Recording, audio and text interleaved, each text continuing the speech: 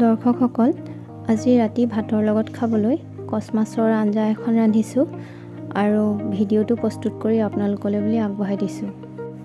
যদি ভিডিঅ'টো চাই আপোনালোকৰ ভাল লাগে তেতিয়াহ'লে লাইক, কমেণ্ট, শ্বেয়াৰ, ছাবস্ক্ৰাইব কৰিবলৈ নাপাহৰিব। আহকচোন আমি প্ৰথমে মছলাখিনি ৰেডি কৰি ল'ম। মই এখন প্লেটত অলপ পিঁয়াজ কাটি লৈছোঁ আৰু কেইফুটামান নহৰু লৈছোঁ, লগতে অলপ আদা আৰু এটা কেঁচা জলকীয়া। এই সকলোখিনি মই মিক্সিত গুড়ি কৰি লৈছোঁ। তাৰপিছত এটা বিলাহী কাটি লৈছোঁ, লগত ৩-৪টামান শুকান জলকীয়া দিছোঁ আৰু এইখিনিও মই মিক্সিত মাৰি লৈছোঁ। এয়া মিক্সিত মৰা বিলাহী আৰু জলকীয়াখিনি। এখন প্লেটত সৰু চামুচেৰে 1 চামুচ ৰেড চিলি, 1 চামুচ হালধি গুড়ি, 1 চামুচ জিৰা আৰু 1 চামুচ ধনিয়া গুড়ি লৈছোঁ। লগতে পিচি লোৱা সৰিয়হ 3 চামুচমান এটা বাতিত লৈ লৈছোঁ। মাছৰ পিচকেইটা মই আগতেই ধুই থৈছিলোঁ। ইয়াতে মই অলপ হালধি আৰু নিমখ সানি সৰিয়হৰ তেলত ফ্ৰাই কৰি লৈছোঁ।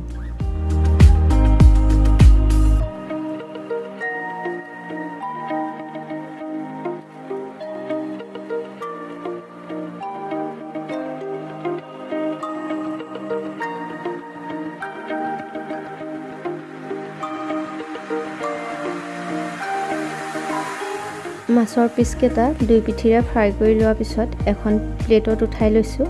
তাৰপিছত মই সেই একেখিনি তেলতে কাটি লোৱা আলুবোৰ ফ্ৰাই কৰি লৈছোঁ। আলুটো মই ঠিক তেনেদৰে মাছত দিয়াৰ দৰে অলপ হালধি আৰু অলপ নিমখ ছটিয়াই দিছোঁ।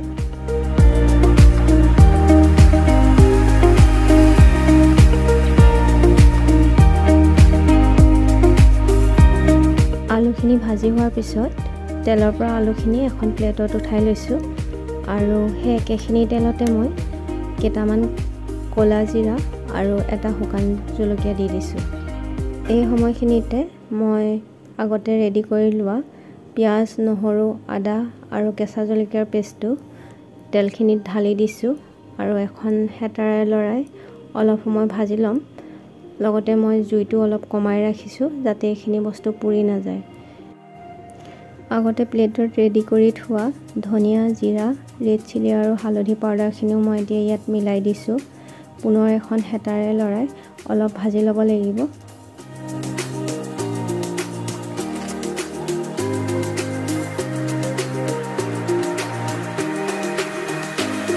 প্ৰায় 3 মিনিটমান সময় এনেদৰে মিশ্ৰণখিনি ভাজি লোৱাৰ পিছত এতিয়া মই বাতি থোৱা সৰিয়হখিনি ইয়াতে মিলাই দিবলৈ লৈছোঁ।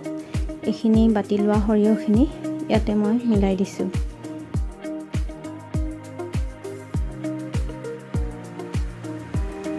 সৰিয়হৰ পেষ্টটো দিয়াৰ পিছত পুনৰ সকলোখিনি বস্তু কম জুইতে হেতাৰে লৰাই অলপ সময় ভাজি ল'ব লাগিব।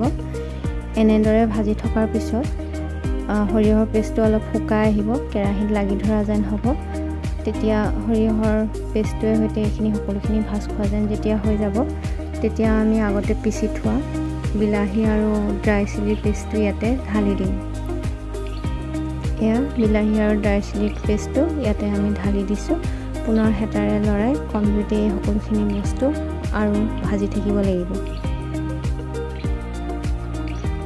ইয়াৰ মাজতে মই সোৱাদ অনুসৰি অলপ নিমখ মিলাই লৈছোঁ।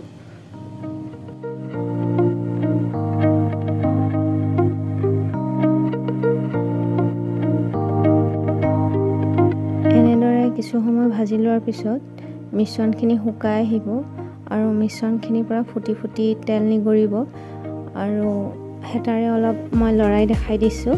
তেতিয়া দেখিছেনে, এয়া অলপ হেতাত লাগি উঠি আহিছে, লাগি ধৰিবলৈ লৈছে কেৰাহীত। এনে সময়খিনিতে আমি ইয়াত গৰম পানী ঢালি দিছোঁ। পানী আপোনালোকৰ প্ৰয়োজন অনুসৰি ঢালিব। কিমান গ্ৰেভি কৰে, কিমান পৰিমাণৰ বস্তু লৈছে সেইখিনিৰ ওপৰত ডিপেণ্ড কৰিব। আৰু অলপ গৰম পানী ঢালি হেতাৰে লৰাই মই ঢাকন মাৰি কিছু সময় উতলিবলৈ দিম। 2-3 মিনিটমানৰ পিছত ঢাকনখন দাঙি মই চেক কৰিছোঁ। আঞ্জাখনত ভালদৰে উতল আহিছে। এনেকুৱাতে মই আগত ফ্ৰাই কৰি লোৱা মাছ আৰু আলুখিনি ইয়াত মিলাই দিবলৈ লৈছোঁ। এয়া আলুখিনি আঞ্জাখনত মই ঢালি দিছোঁ। ইয়াৰ পিছতে মাছৰ পিচকেইটাও মই ইয়াত দি দিছোঁ। মাছৰ পিচকেইটা দি লৈ পুনৰ ঢাকন মাৰি মই এই সকলোখিনি বস্তু উতলাই ল'বলৈ লৈছোঁ। অলপ সময় উতলাই ল'ম।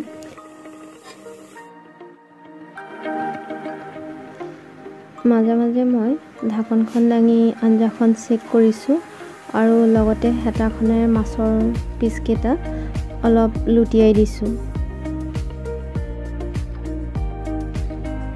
মাছ আৰু আলু দিয়াৰ পিছত আঞ্জাখন প্ৰায় মই 5 পৰা 7 মিনিটমান এনেদৰে উতলাই ল'লোঁ আৰু ইমান সময় উতলোৱাৰ পিছত আঞ্জাখন প্ৰায় ডাঠ হৈ আহিছে। এতিয়া মই আগত কাটি লোৱা ধনিয়া পাতখিনি ইয়াতে দি দিছোঁ।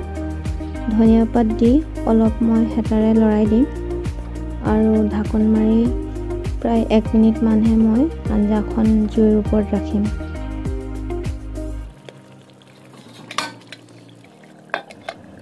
এতিয়া মই কেৰাহীখন জুইৰ পৰা নমাই লৈছোঁ আৰু এখন প্লেটত অলপ মাছৰ আঞ্জা আপোনালোকক উলিয়াই দেখাই দিছোঁ। আপোনালোকে এনেদৰে গৰম ভাতৰ লগত কেতিয়াবা ঘৰত বনাই খাই চাব আৰু কেনে পালে মোক কমেণ্ট কৰিব। ধন্যবাদ।